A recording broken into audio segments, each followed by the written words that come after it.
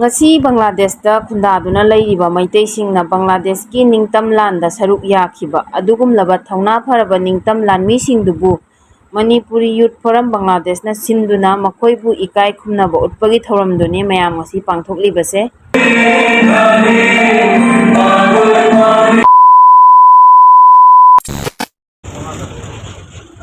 ꯒꯥꯔꯤ ꯊꯥꯔꯦ꯫ ꯍꯜꯂꯣ ꯃꯌꯥꯝꯕꯨ ꯇꯔꯥꯝꯅ ꯑꯣꯛꯆꯔꯤ꯫ ꯑꯩ ꯔꯦꯅꯤ ꯉꯥꯡꯕꯝ꯫ ꯑꯗꯣ ꯃꯌꯥꯝ ꯑꯩꯈꯣꯏꯁꯦ ꯍꯧꯖꯤꯛ ꯁꯤꯂꯦꯠꯇ ꯆꯠꯇꯣꯏꯅꯦ꯫ ꯑꯗꯣ ꯃꯌꯥꯝ ꯁꯤꯂꯦꯠꯇ ꯆꯠꯇꯣꯏꯁꯦ ꯀꯩꯒꯤꯅꯣ ꯍꯥꯏꯇꯥꯔꯒꯗꯤ ꯃꯌꯥꯝ ꯉꯁꯤ ꯁꯤꯂꯦꯠꯇ ꯄ꯭ꯔꯣꯒ꯭ꯔꯥꯝ ꯑꯃ ꯂꯩꯌꯦꯕꯀꯣ, ꯑꯗꯨꯒꯤ ꯆꯠꯇꯣꯏꯅꯦ꯫ ꯑꯗꯣ ꯑꯍꯥꯟꯕꯗ ꯑꯩꯈꯣꯏ ꯆꯤꯔꯃꯣꯡꯗꯣꯟꯗꯒꯤ ꯊꯣꯛꯂꯛꯑꯦ, ꯑꯩꯈꯣꯏ ꯈꯨꯟꯗꯒꯤ ꯍꯥꯏꯕꯗꯤ ꯔꯥꯝꯅꯒꯔꯗꯒꯤ ꯊꯣꯛꯂꯛꯑꯒ ꯑꯍꯥꯟꯕꯗ ꯑꯩꯈꯣꯏ ꯍꯧꯖꯤꯛ ꯕꯥꯅꯨꯒꯥꯁꯣꯝꯗ ꯆꯠꯂꯤ꯫ ꯑꯗꯨꯒ ꯑꯗꯝꯄꯨꯔꯗꯒꯤ ꯑꯉꯥꯡꯁꯤꯡ ꯈꯔ ꯍꯥꯞꯄꯀꯥꯟꯗ ꯑꯩꯈꯣꯏ ꯍꯧꯖꯤꯛ ꯂꯥꯛꯑꯦ꯫ ꯍꯧꯖꯤꯛ ꯃꯌꯥꯝ ꯄꯨꯟꯅ ꯁꯤꯂꯦꯠ ꯃꯥꯏꯀꯩ ꯄꯥꯡꯉꯁꯤ ꯃꯌꯥꯝ꯫ ꯄꯨꯡ ꯈꯔꯒꯤ ꯃꯇꯨꯡꯗ ꯃꯌꯥꯝ ꯑꯩꯈꯣꯏ ꯍꯧꯖꯤꯛ ꯁꯤꯂꯦꯠꯇ ꯌꯧꯔꯦ, ꯃꯌꯥꯝ ꯍꯣꯜ ꯃꯅꯨꯡꯗ ꯂꯩꯔꯦ꯫ ꯑꯗꯣ ꯏꯆꯥꯅꯨꯄꯤꯁꯨ ꯋꯥꯕꯅ ꯂꯣꯏꯔꯦ ꯇꯧꯔꯤꯁꯦ, ꯃꯥ ꯁꯥꯟꯅꯔꯤ, ꯅꯨꯡꯉꯥꯏꯔꯦ ꯑꯦꯁꯤ ꯃꯅꯨꯡꯁꯤꯗ, ꯍꯥꯏꯗꯤ ꯒꯥꯔꯤꯗ ꯂꯥꯛꯄꯗꯨꯗꯀꯣ꯫ ꯑꯗꯣ ꯁꯤꯗ NG ꯁꯤꯜꯄꯤ ꯂꯩꯔꯦ, ꯃꯥꯁꯨ ꯋꯥꯖꯔꯕꯅꯤ ꯄ꯭ꯔꯣꯒ꯭ꯔꯥꯝꯁꯤꯒꯤꯗꯃꯛꯇ ꯃꯥꯛꯇꯤ ꯉꯔꯥꯡꯗꯒꯤ ꯆꯠꯈ꯭ꯔꯕꯅꯦꯕ, ꯑꯗꯣ ꯑꯩꯈꯣꯏꯅ ꯉꯁꯤ ꯂꯥꯛꯄꯅꯦ꯫ ꯑꯗꯣ ꯍꯧꯖꯤꯛ ꯑꯩꯈꯣꯏꯕꯥꯅꯤꯁꯨ ꯊꯦꯡꯅꯔꯦ꯫ ꯑꯗꯣ ꯃꯌꯥꯝ ꯃꯤꯁꯨ ꯑꯗꯨꯝ ꯀꯥꯟꯅꯔꯛꯑꯦ꯫ ꯄ꯭ꯔꯣꯒ꯭ꯔꯥꯝꯁꯦ ꯉꯥꯛꯇꯪ ꯂꯩꯔꯒꯗꯤ ꯍꯧꯔꯅꯦꯕꯀꯣ꯫ ꯑꯗꯣ ꯄ꯭ꯔꯣꯒ꯭ꯔꯥꯝꯁꯦ ꯍꯧꯅꯕꯒꯤꯗꯃꯛꯇ ꯁꯦꯝ ꯁꯥꯕ ꯂꯣꯏꯔꯦ꯫ ꯍꯧꯖꯤꯛ ꯀꯩꯅꯣꯁꯤꯡ ꯍꯥꯏꯗꯤ ꯊꯧꯔꯝꯁꯤꯒꯤ ꯃꯄꯨ ꯑꯣꯏꯒꯗꯕꯁꯤꯡꯗꯣ ꯂꯥꯛꯄꯅꯦꯕ ꯃꯌꯥꯝꯅ ꯉꯥꯏꯅꯔꯤꯁꯦ꯫ ꯑꯗꯣ ꯂꯥꯛꯄꯁꯨ ꯌꯥꯎꯅꯔꯦ, ꯂꯥꯛꯇꯕ ꯈꯔꯁꯨ ꯌꯥꯎꯔꯤ, ꯑꯗꯨꯒꯤꯗꯃꯛꯇ ꯉꯥꯏꯅꯔꯤꯕꯅꯦꯕ꯫ ꯑꯗꯣ ꯃꯌꯥꯝ ꯉꯁꯤꯒꯤ ꯄ꯭ꯔꯣꯒ꯭ꯔꯥꯝꯁꯤꯒꯤ ꯃꯇꯥꯡꯗ ꯑꯩꯅ ꯈꯪꯖꯕ ꯃꯌꯥꯝꯗ ꯈꯤꯇꯪ ꯁꯤꯌꯥꯔ ꯇꯧꯖꯔꯝꯒꯦ꯫ ꯑꯗꯣ ꯌꯥꯝ ꯀꯥ ꯍꯦꯟꯅ ꯈꯪꯕꯕꯨꯗꯤ ꯅꯠꯆꯗꯦ꯫ ꯑꯗꯣ ꯕꯪꯒ꯭ꯂꯥꯗꯦꯁꯀꯤ ꯑꯍꯟꯁꯤꯡ ꯑꯗꯨꯒ ꯑꯩꯒꯤ ꯍꯁꯕꯦꯟꯗ ꯍꯪꯕꯗ ꯃꯈꯣꯏꯅ ꯇꯥꯛꯄꯤꯔꯛꯄꯗꯨꯅꯦꯕ ꯑꯩꯅ ꯃꯌꯥꯝꯗ ꯑꯃꯨꯛ ꯁꯤꯌꯥꯔ ꯇꯧꯖꯗꯣꯏꯁꯦ꯫ ꯑꯗꯣ ꯑꯩꯅꯁꯨ ꯕꯪꯒ꯭ꯂꯥꯗꯣ ꯌꯥꯝꯅ ꯈꯪꯕ ꯀꯧꯕ ꯅꯠꯇꯕꯅꯤꯅ, ꯑꯗꯣ ꯑꯩꯅ ꯃꯐꯝꯁꯤꯗ ꯄꯣꯛꯆꯕꯁꯨ ꯅꯠꯆꯗꯕꯅꯤꯅ, ꯍꯥꯏꯗꯤ ꯃꯔꯝꯁꯦ ꯌꯥꯝꯅ ꯈꯪꯖꯗꯦ꯫ ꯑꯩꯅ ꯈꯪꯕ ꯈꯔꯗꯣ ꯑꯗꯨꯝ ꯃꯌꯥꯝꯗ ꯁꯤꯌꯥꯔ ꯇꯧꯖꯔꯝꯒꯦ꯫ ꯃꯌꯥꯝ ꯑꯁꯣꯏ ꯑꯔꯥꯟ ꯌꯥꯎꯔꯁꯨ ꯃꯌꯥꯝꯅ ꯑꯗꯨꯝ ꯁꯦꯝꯗꯣꯛꯄꯤꯔꯛꯎ, ꯍꯥꯏꯗꯤ ꯑꯔꯥꯟꯕ ꯃꯐꯝꯗꯣ ꯑꯗꯨꯝ ꯁꯦꯝꯗꯣꯛꯄꯤꯔꯛꯀꯅꯤ ꯈꯜꯂꯤ ꯀꯃꯦꯟ ꯁꯦꯛꯁꯟꯗ꯫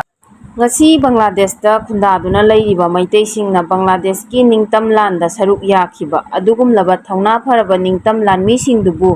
ꯃꯅꯤꯄꯨꯔꯤ ꯌꯨꯠ ꯐꯣꯔꯝ ꯕꯪꯒ꯭ꯂꯥꯗꯦꯁꯅ ꯁꯤꯟꯗꯨꯅ ꯃꯈꯣꯏꯕꯨ ꯏꯀꯥꯏ ꯈꯨꯝꯅꯕ ꯎꯠꯄꯒꯤ ꯊꯧꯔꯝꯗꯨꯅꯤ ꯃꯌꯥꯝ ꯉꯁꯤ ꯄꯥꯡꯊꯣꯛꯂꯤꯕꯁꯦ꯫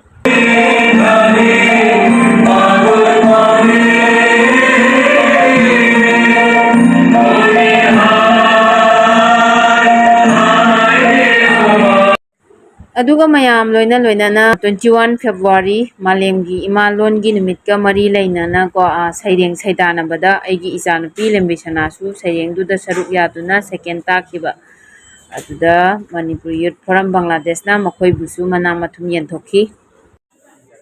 ꯑꯗꯨꯒ ꯃꯌꯥꯝ ꯊꯧꯔꯝ ꯑꯁꯤꯗ ꯕꯪꯒ꯭ꯂꯥꯗꯦꯁꯀꯤ ꯃꯤꯅꯤꯁꯇꯔ ꯁꯥꯐꯤꯀꯨꯔ ꯔꯍꯃꯥꯟꯅ ꯆꯤꯐ ꯒꯦꯁ ꯑꯣꯏꯕꯒ ꯂꯣꯏꯅꯅ ꯗꯤꯄꯨꯇꯤ ꯀꯃꯤꯁꯅꯔ ꯑꯣꯐ ꯁꯤꯂꯦꯠ ꯀꯕꯤ A.K. ꯁꯤꯔꯥꯝ ꯑꯃꯁꯨꯡ ꯃꯃꯤꯡ ꯂꯩꯔꯕ ꯑꯣꯖꯥ কয়ানাꯊꯧꯔꯝ ꯑꯁꯤꯕꯨ ꯁꯔꯨꯛ ꯌꯥꯕꯤꯗꯨꯅ ꯊꯧꯔꯝ ꯑꯁꯤ ꯃꯄꯨꯡ ফাহানবিখি।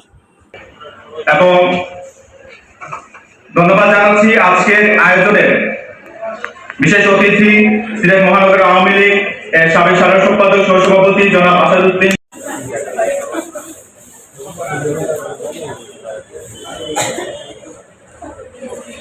ফোরামে আয়োজিত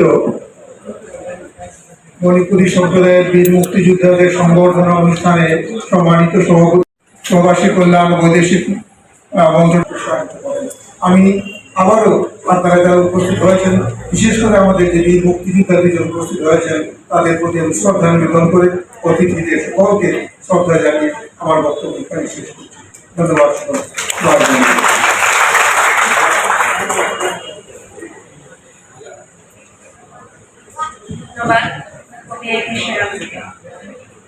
এখন আমাদের সময় স্বল্পতার কারণে আমাদের সম্বর্ধনা বীর মুক্তিযোদ্ধা ধীরেন্দ্র সিংহকে ট্রেস দিয়ে সম্বর্ধিত করবেন আমাদের প্রধান অতিথি মাননীয় প্রতিমন্ত্রী জনাব শফিকুর রহমান চৌধুরী এমপি মহোদয়।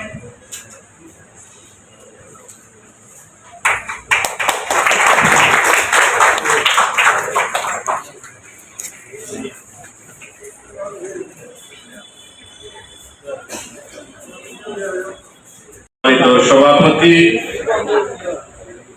মঞ্চে উপস্থিত হয়েছেন আজকের সভার সম্মানিত প্রধান অতিথি, বাংলাদেশ সরকারের চাই না সবাইকে আবারও ধন্যবাদ এবং কৃতজ্ঞতা জানিয়ে প্রধান অতিথি সহ যারা বিশেষ অতিথিরা এসেছেন সবাইকে ধন্যবাদ জানিয়ে আর বিশেষ করে আমাদের যে মণিপুরি ফোরাম যে আয়োজন করেছে তাদেরকে ধন্যবাদ জানিয়ে আমি আমার কথা শেষ করছি। খোদা হাফেজ, সবাইকে ধন্যবাদ। জয় বাংলা, জয় বাংলাদেশ, চিরজীবী হোক।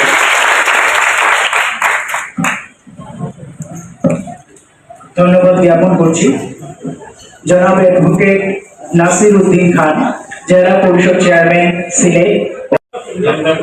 নাম্বার স্নেহা, সেকেন্ড হয়েছে গ্রুপ এ।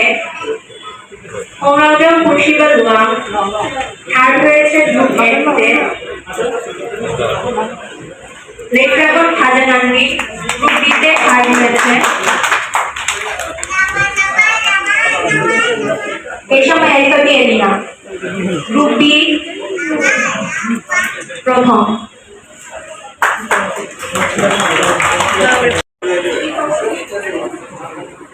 নাম্বার স্নেহা, গ্রুপ এ তে দ্বিতীয়। নাম্বার স্নেহা, চলো চলো হোনারো খুশিবা দুয়া, গ্রুপ এ তে দ্বিতীয় হয়েছে।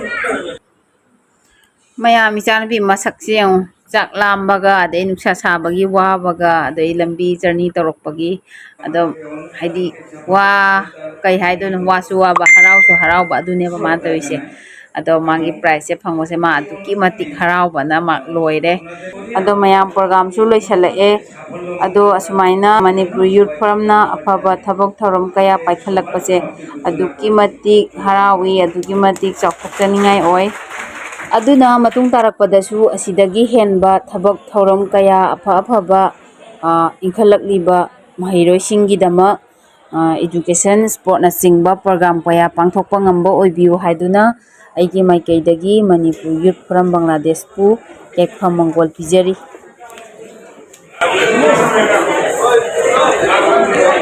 bye bye.